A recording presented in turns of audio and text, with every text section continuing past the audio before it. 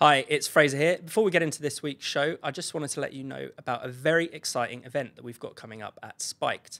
On Thursday, the 21st of March at 7 p.m, Brendan O'Neill will be joined by Matt Ridley, the great science writer and author of Viral, The Search for the Origins of COVID-19. Matt and Brendan will be live and in conversation via Zoom. They'll be talking about the efforts to suppress the lab leak theory of COVID. They'll be talking about the dire effects of lockdown and the perils of net zero. And they'll also be taking questions from the audience too. This is a free event exclusive for Spiked supporters, our online donor community. If you're already a Spiked supporter, you can sign up for your free ticket now via the online donor hub. But if you're not a Spiked supporter, then why not become one today? For as little as £5 a month, you can get your ticket to this event, plus you'll enjoy loads of other exclusive perks, like ad-free reading, access to our comments section, and many more events like this one. To become a Spiked supporter today, just visit spiked-online.com/supporters. That's spiked-online.com/supporters. Become a supporter today and sign up for the event. We'll see you on Thursday, the 21st of March at 7 p.m. Hello, I'm Fraser Myers and welcome back to the Spiked podcast. I'm delighted to welcome back some returning guests, including Spiked columnist Luke Gittos. Hi. And writer and broadcaster Candice Holdsworth. Hello.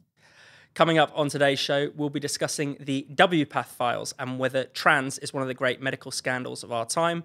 We'll be talking about the budget and if it's the end of the road for the Tories.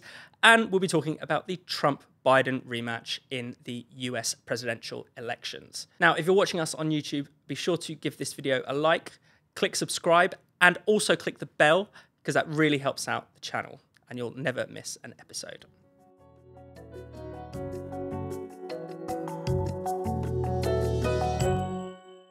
So the world's leading body in transgender healthcare or gender medicine or whatever you want to call it has basically been exposed as parroting pretty much medical malpractice. WPATH, the World Professional Organisation for Transgender Health, gives advice to groups like the NHS. It was giving advice to the NHS England until recently, still gives advice to NHS Scotland and loads of other kind of healthcare bodies around the world. A leak of files has shown that members are fully aware that children cannot consent to taking puberty blockers and other cross-sex hormones. They're fully aware that there are side effects that they've often kept private, such as cancer or infertility. Candice, what have you made of these findings? I mean, it's pretty alarming. It is, but the thing is, this is not new. This has been going on for such a long time. This was the problem with the GIDS Centre here in London at the Tavistock. This is exactly what the clinicians who were dealing with these youngsters who were presenting to the clinic with various forms of gender distress or gender dysphoria, it's what they were saying, that these kids had a whole host of other problems, usually mental health issues, which concern them, or maybe they had very stereotypical ideas about gender, or what some of them said was maybe internalized homophobia from growing up in very homophobic environments. The same with two whistleblowers who wrote for the Free Press in America, who said exactly the same thing, that they were dealing with very troubled children and they wanted to just do the whole watchful waiting approach, but it wasn't happening and they were expected to just rubber stamp these children's transition. I will say the one new thing, though, that I learned from these WPATH revelations is I didn't know the connection between testosterone and liver cancer. Yeah. I mean, that's very, very, very serious. That's a very serious form of cancer. And if it's true that children are not developmentally capable of understanding that, that is such a huge scandal. And look, as Candice says, many of these things have been known. They get, they come up in the news from time to time. But it seems as if the house of cards never quite falls. These things carry on. They just get sort of suppressed. I mean, what do you make of that? Well, firstly, I think it's worth emphasising to the listeners, just go and read this report for yourselves, because I do think there's no substitute. It's almost sometimes difficult to believe what people are saying, about what's going on, and you do need to see it in black and white, because what you see is a group of medical professionals, doctors, surgeons, etc., coming under direct pressure from activists, people with no medical training whatsoever. So medically trained people approach this community and say, I've got for example, a 14-year-old patient who's asking me for gender-affirming surgery. What should I do? Have you got any experience? I've got, in some circumstances, there are concerns about the patient's mental health, and these concerns are raised. What should I do about this? And they get sent material from people with absolutely no medical qualification saying that really you ought to be affirming anything that they ask for. Yeah. And that is just a disturbing development. And what runs through the communications is this dynamic where doctors are clearly expressing doubts and reservations about the clinical merit of what is being proposed. But at the same time, they feel under very, very deep pressure to conform with a climate and conform with a particular political ideology. That's the motor of these revelations. And as was suggested, it was also the motor behind what was going on in the Tavistock. A conflict between what doctors thought was medically appropriate and what was thought to be politically appropriate. And that is an extremely troubling situation. And it's almost hard to believe that it can happen, but it has. And you should go and read the evidence. And it seems that all too often sort of politics wins out. I mean, there has been a disturbing lack of interest in this from most of the mainstream media, just as they were not interested in many of the sort of Tavistock revelations. I mean, for me, I kind of think of parallels to like the grooming gangs situation, where something that, most right-thinking people can see, something's going wrong. There are so many whistleblowers. There's so much, so many people speaking out against it. But because, of this desire to be politically correct, in this case, to affirm the trans ideology, it just ends up going nowhere.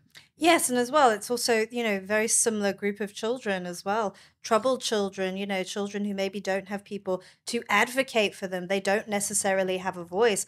I mean, what's alarming, and I think Julie Bindell has pointed this out, is how many children in care actually experience gender dysphoria. And those are the same sorts of children that you saw in the grooming gang scandal as well. These are very, very vulnerable children, and they really need adults to be helping them and helping them make good decisions. And it's just not happening. And it's so true. It's history repeating itself. And of course, Luke, this ideology isn't just in healthcare, although that's probably the most alarming place to find it. Kids are getting this message, the message about trans ideology through their schools, through television, through essentially every institution that they might turn to for help. Yeah, and I think parents are faced with a very difficult situation where there is no counter narrative to this at the moment, and that there is an expectation that people will adopt it wholeheartedly and without question. And when it comes to any form of education, that is deeply problematic. You should not be teaching children that there is only one way to think about a particular issue. I think some of the issues that you've raised are explicable by the fact that people think that there is a compassion behind following what children want. And in some cases, that's true. And obviously, children who experience gender dysphoria need to be treated with the utmost respect and care, and they need to get the attention that they deserve. But I think what runs through these files and what ran through the GIDS commentary as well is that this is actually the opposite of care. This isn't caring for children. This is blindly following what they think they want at a particular moment. You mentioned some of the problems at the outset, but others include, doctors citing the fact that the children don't understand that they will be infertile. Yeah. So, for example, they say, "Oh, I'll just," when asked about the consequence of infertility, they will just say, "Oh, I'll adopt," or I'll work my way, or I'm not interested in having children.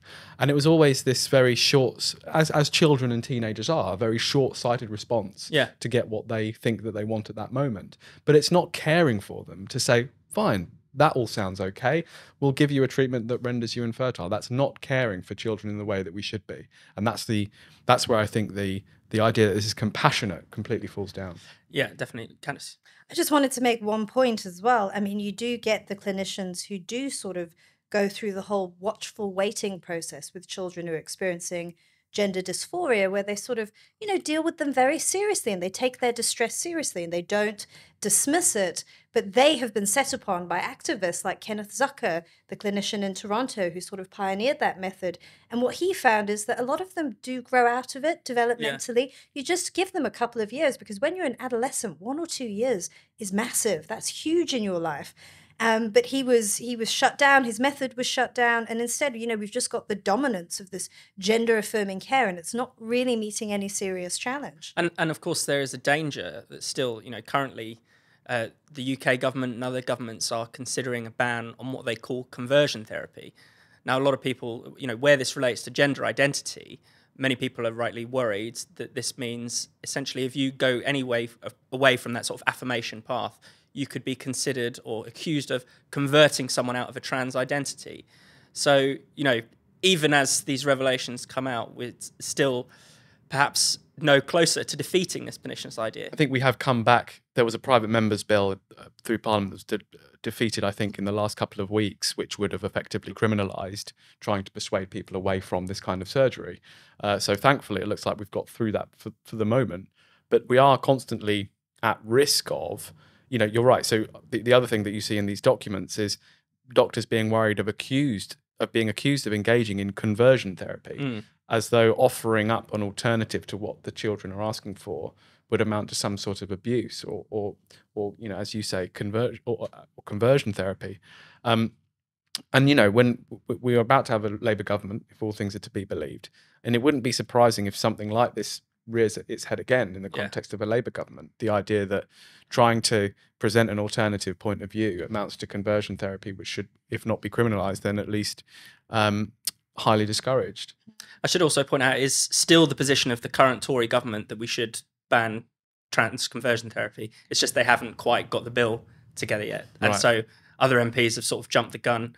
One MP and a peer has, so again, it could come from anywhere. And I suppose the big concern is not whether it should be made illegal, but how exactly it's made illegal, and the concerns around actually getting the law through. I mean, I think there are some sensible people within the Tory party who recognise the dangers of criminalising something like this, and the impact that it would have on doctors and on medical care more generally. But you're right, I think we're at constant risk. And Candice, before we move on to another topic, I did just want to raise J.K. Rowling, because she's found herself in trouble for something called misgendering, but I think she's correctly gendered. Exactly. She hasn't misgendered. She has correctly sexed somebody. Absolutely. Since when did that become a crime? Since when did that, just describing biological reality, become a crime? I mean, it's not clear. I mean, she's been reported to the police for the supposed crime of misgendering. A man called India Willoughby. Yes. I mean, I'd like to see what happens. I mean, maybe she'll just get a knock at the door for a non-crime hate incident or something like that. But I mean, it does just show that what has happened, what has taken sort of hold, and everything that we've been talking about. You have to be able to separate compassion for a group of people you feel might be vulnerable or struggling, and then the methods that are used to treat that. And you need to be able to question that, because that's also part of the scientific method as well, evolving. But I think the whole sort of trans activist movement tries to make you accept everything as one package. And if you question it in any way, I mean, you're some sort of demon. And you see what's happened to J.K. Rowling, how she's been villainized, and people now think they can report her to the police. And it's all just, it's of a piece. And that's why it's so important that it is challenged. But I do think that while we often feel quite confident about challenging it, it is true that people in the medical profession don't. They really, really don't. Here at Spiked, we know that many of you use VPNs to protect your freedom online. But you may not realise that a lot of cheap or free VPNs make money by selling your data to advertisers. Instead of protecting your privacy, these dodgy VPNs are leaving you more exposed than ever. To keep these prying eyes away, I use ExpressVPN. ExpressVPN refuses to sell your private information to advertisers. In fact, ExpressVPN has developed Trusted Server, a piece of tech that actually makes their servers incapable of storing any data at all, so you can rest easy while privately and securely browsing the internet as you please. Another big benefit of ExpressVPN is its new lightweight protocol, which makes user speeds faster than ever. So many other VPNs slow your computer down, but ExpressVPN gives you as much bufferless streaming as you'd like. All this talk of servers and protocols might sound complicated, but don't worry. No technical skills are needed to use ExpressVPN. You just fire up the app, tap one button, and you're all connected. The best part about ExpressVPN is that it lets me stream TV shows and films that are usually unavailable in my country. All I have to do is change my online location, and suddenly a whole new library is at my fingertips. So protect yourself with the VPN that I use and trust. Use my link at expressvpn.com/spiked today, and you'll get an extra 3 months for free on a 1-year package. That's expressvpn.com/spiked. Visit expressvpn.com/spiked to learn more. So let's talk about the budget. This was the spring budget this week. Chancellor Jeremy Hunt's last chance to turn things around for the Conservative Party. And what did we get? We got essentially the only headline measure really was this 2p cut in national insurance, precisely the same measure as they gave us in the autumn statement.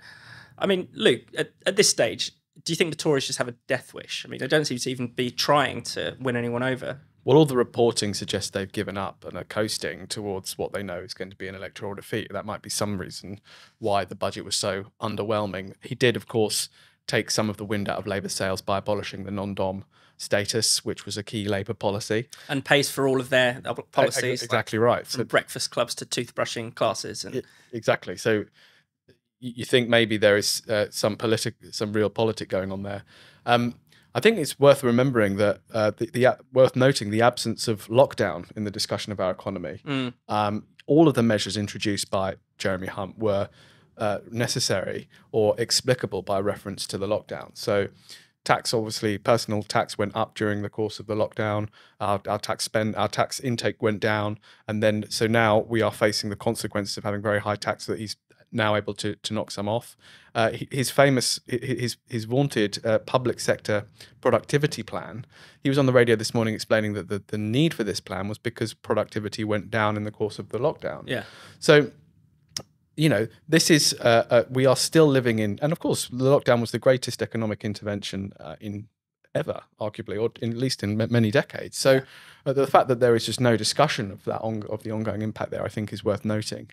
And then it's worth pointing out that really this is, as you suggest, kind of rearranging chairs on the deck of the Titanic. It's obviously, I mean, it's almost trite to say that there aren't any big economic ideas here. We almost don't expect any big economic ideas from budgetary announcements at this stage, particularly not from Jeremy Hunt, and particularly when I think they are anticipating an electoral defeat sometime relatively soon.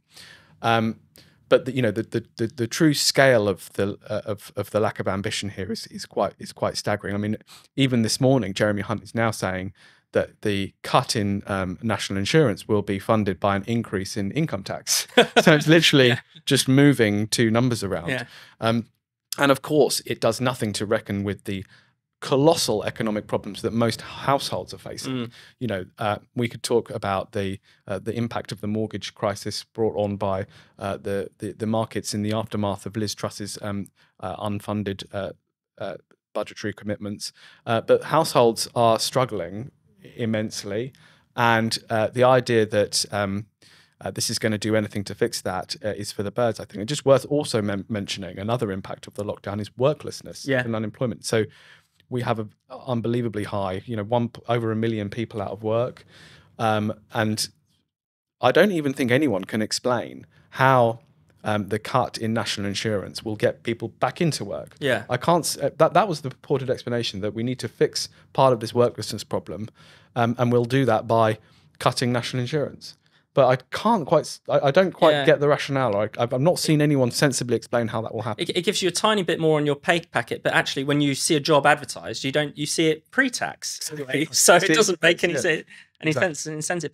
Yeah, Luke. I mean, you mentioned the lockdown being the most significant economic intervention of our lifetimes. I think that's true. I think it is interesting how it doesn't figure in the discussion. People are prepared to essentially, if the technocratic kind of elites agree with something, then you almost can't talk about it. So they supported the lockdown, so it doesn't feature, even though it caused the biggest drop in GDP in the history of modern capitalism. The last time we saw numbers fall that much was the Great Frost, when the entire Thames fell over and everyone's crops died. So it's really, that was in like the 1700s.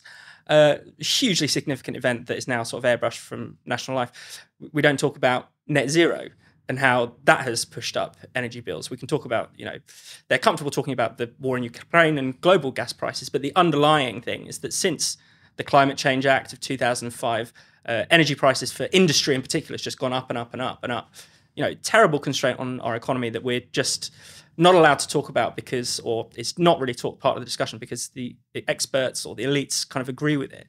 I mean, Candice, one of the things that struck me is that, Luke mentioned, we talked about the scale of the problems versus the paucity of the solution. It's not just the scale of the economic problems, but the scale of the Tory party's problems. Even that couldn't shake them into doing something, pulling anything out of the hat. No, and you won't expect anything from Labour either. They haven't got any sort of ideas either, or any bold radical vision for the future. I do wonder if this sort of timidity comes from what happened with Truss and Kwarteng's budget. And now they are very afraid of going against the orthodoxy in any way, or displeasing the markets in any way. I mean, you saw this with Jeremy Hunt being very cognizant of what the OBR was predicting. Yeah, even the Office for Budget Responsibility. Well, exactly. Yeah. I mean, this is what's happened now. The OBR is supposedly constrains what politicians can do, and he doesn't want to be seen to go against them in any way, because I mean, Truss did that, and look what she did. You know, I mean, she crashed the economy. So you will see a lot more of that. I mean, I don't know what Labour would propose to do in distinction to what the Tories have proposed to do. I don't think they have any better ideas either. And I think that people who think that they're going to represent change, it's just not going to happen. You're going to get the exact same cautious response, little bits of tinkering here and there, but not much else. Well, actually, I mean, yeah, it could get worse if people think that, you know, the OBR forecasts are what's constraining growth, what's constraining, you know, what the Chancellor can do. I mean, they are often wrong. I think that's an important thing to point out. I think across the past 10 years, they've been wrong by an average of about 15%, which is the equivalent of 2 times the NHS budget, could pay for about 4 HS2s, the amount of just them getting it wrong. And yet those are, you know, that's what we base our public spending on. But Labour will be worse, because Labour wants to enshrine the OBR's role into law, to say the OBR must approve of our budgets. Yeah. So where do we go from here? Well, it's just worth remembering that forecasting, this isn't a problem with the OBR itself, or necessarily the OBR as individuals. It's a problem with forecasting, and forecasting is inherently difficult and often gets things very, very wrong. And when it comes to the economy, those problems are compounded because it's dependent on so many different factors.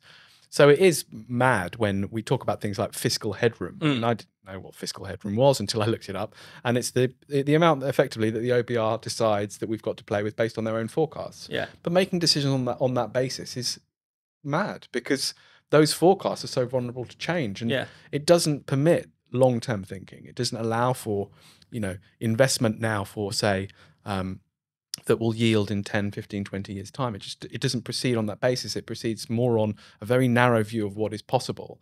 And so until we completely change the way that governments make decisions about money, we're going to be stuck in this very short-termist approach. And you're right that Labour are broadly taking the same approach. I think that's such an interesting point. And you look at a lot of the net zero legislation as well, or the way that the government has sort of picked winners in electric vehicles, but ordinary people are rejecting it for very good reasons. They don't want electric vehicles. That's, you know, why there aren't good secondhand markets in it. And actually people are looking at other forms of energy, which are actually looking to be a lot better. And that's the problem when you sort of have this fixed approach and you don't allow for pragmatism and shifting and being able to respond to different things. And you're also distrustful of the choices of ordinary people. That, you know, they will make irrational choices. Yeah, so you have to make the choices for them. Yeah, yeah, definitely. And that, again, that problem is only set to get worse. Luke, I did just want to, before we move on, ask you about the Rochdale by-election. Before we went on air last week, we didn't know the result, but it was a resounding victory for George Galloway. I mean, what have you made of that? What does that tell us about our politics? Does it tell us anything about something that Labour should be worried about? I don't think it's something that Labour has to be too worried about. I don't think that the Workers' Party will be capable of picking up seats elsewhere in the country. I think George Galloway did a very good job of picking up on a single issue in a particular constituency, which was Gaza, in a constituency with a heavy Muslim vote. The turnout was actually quite good in Rochdale, so we can't. I don't think it's right that Labour, and I don't think Labour's explanation that George Galloway only won because they withdrew can be correct. I think it was obviously dynamics within that individual constituency around this particular issue that won him the day. And I think, you know, broadly, that kind of victory will not be replicable elsewhere. I think that we might want to pay notice to the issue of other parties in the context of the next election. So not just the Workers' Party, but Reform, who are not performing as well as UKIP did in the lead up to the last European elections, where they did very well. But they are picking up votes, and they could be relevant to taking chunks out of the Conservative vote. But in terms of George Galloway, I think he did a very good job in galvanising a particular section of the electorate in that constituency. But as to his political party is quite interesting. You know, the Workers' Party are for the workers, not the wokies. Yeah. So they have kind of pitched themselves as a anti-woke, pro-worker party, but they're headed by Chris Williamson, who is an inherently... It's the deputy leader. Yeah. Deputy leader. And, you know, in terms of broader policies, I don't think they have any chance of making electoral progress, but who knows? Yeah. I mean, he did try to turn Rochdale into a referendum on Gaza, which I would say for the average worker is probably not the top issue.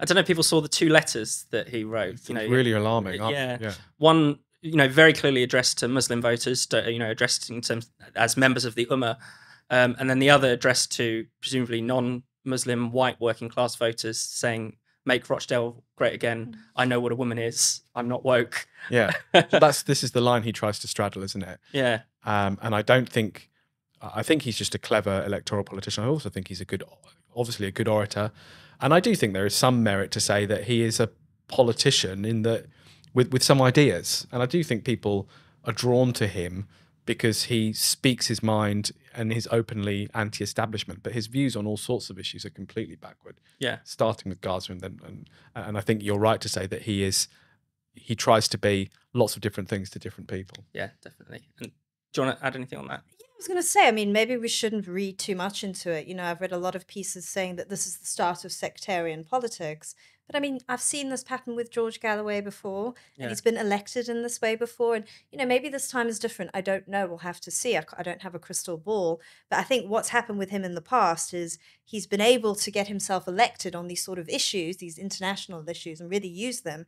But then as an MP, he's actually not that great, and people become dissatisfied with him. Yeah. So, you may see that play out again. Like I say, I don't know. Maybe this is a turning point, and we are seeing the emergence of a whole new type of politics. But from what I know of George Galloway, you've seen this play out again and again and again and again. And also a bit rich of Labour to complain that someone else is doing the sectarian politics. That's meant to be, that's meant to be their thing. Yeah. We shouldn't touch on that.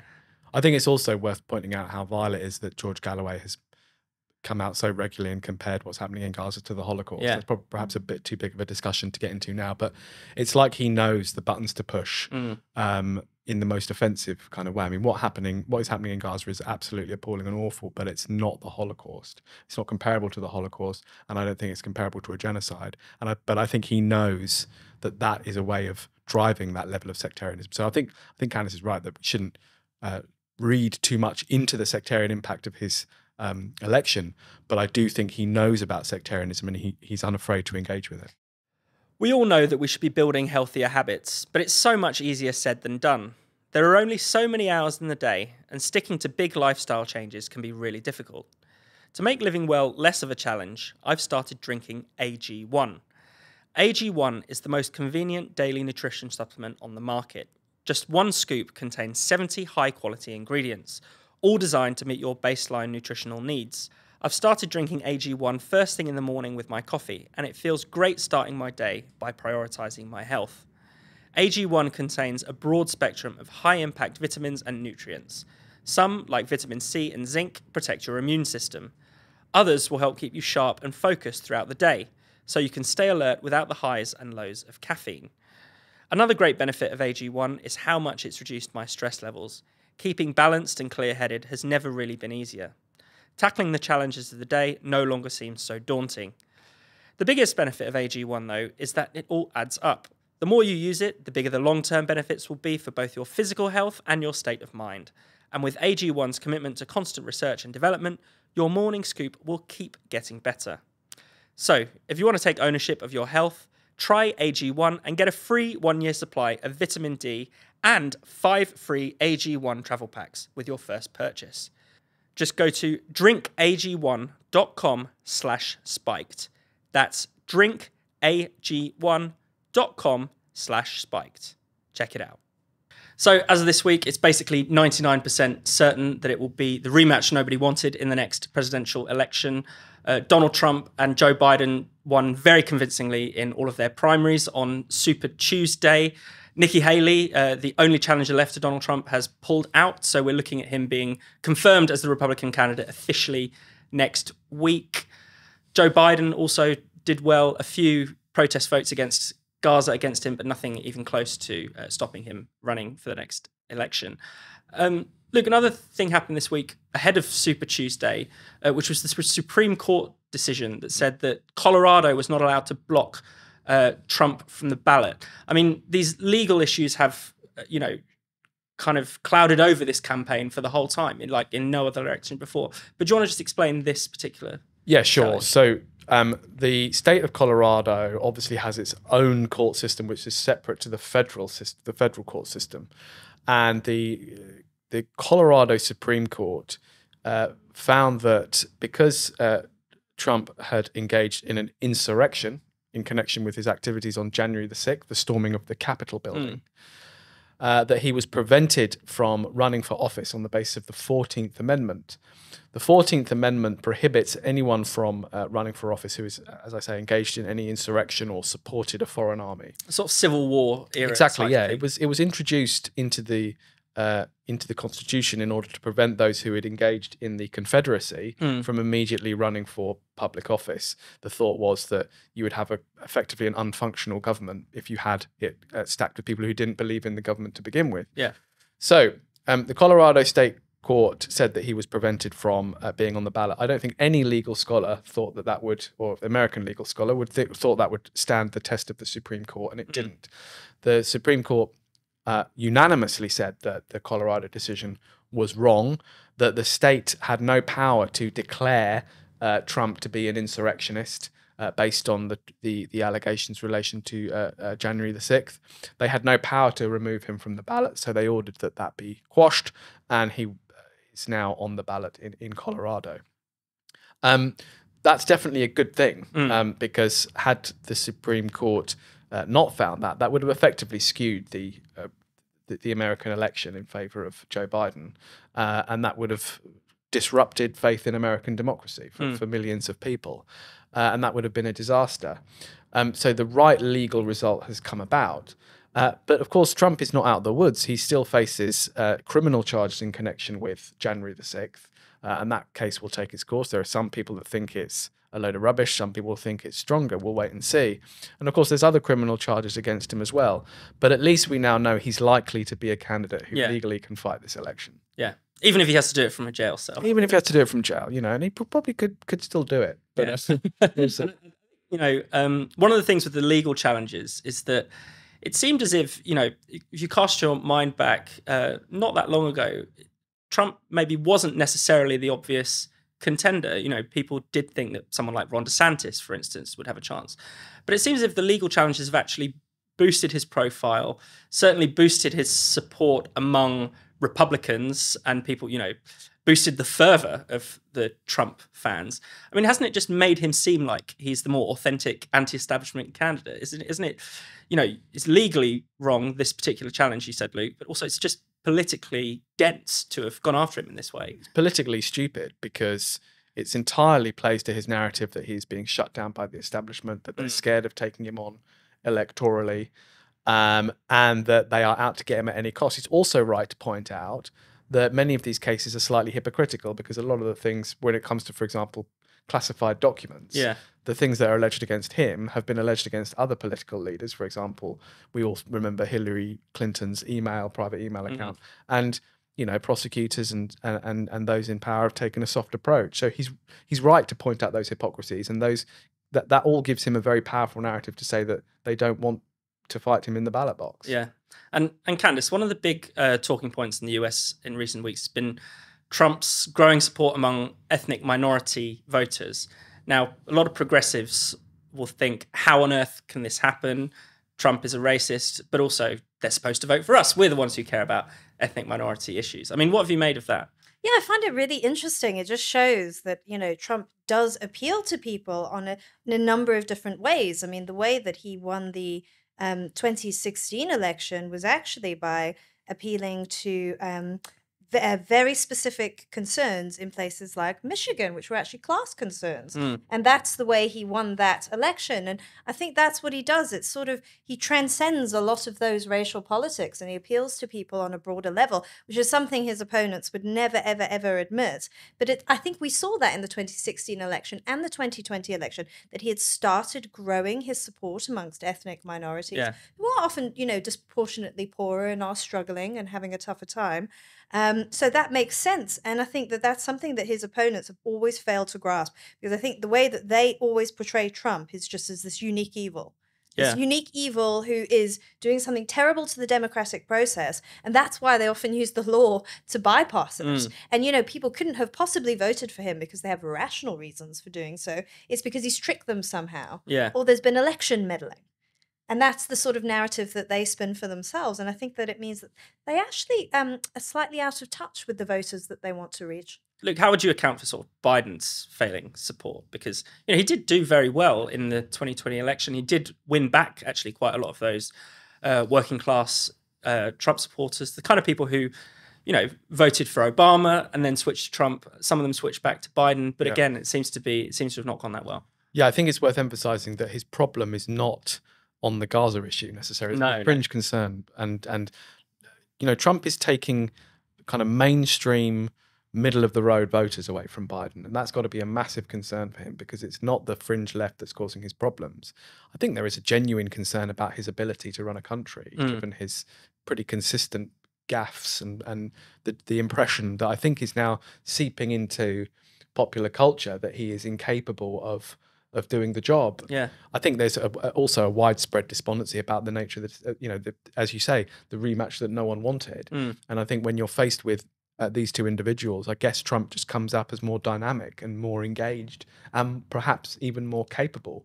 There's probably other people who think that the world felt a little bit safer madly under Donald Trump, and that there is some truth to the argument that his unpredictability perhaps created some degree of, ironically, stability across the world. That might be playing into people's minds as well. We have experienced great, geopolitical uncertainty over the last 4 years, which I have no doubt people do in part attribute to Biden, and perhaps not incorrectly. So I think all of those factors are kind of creating a perfect storm at the moment. And I also think, the Americans care.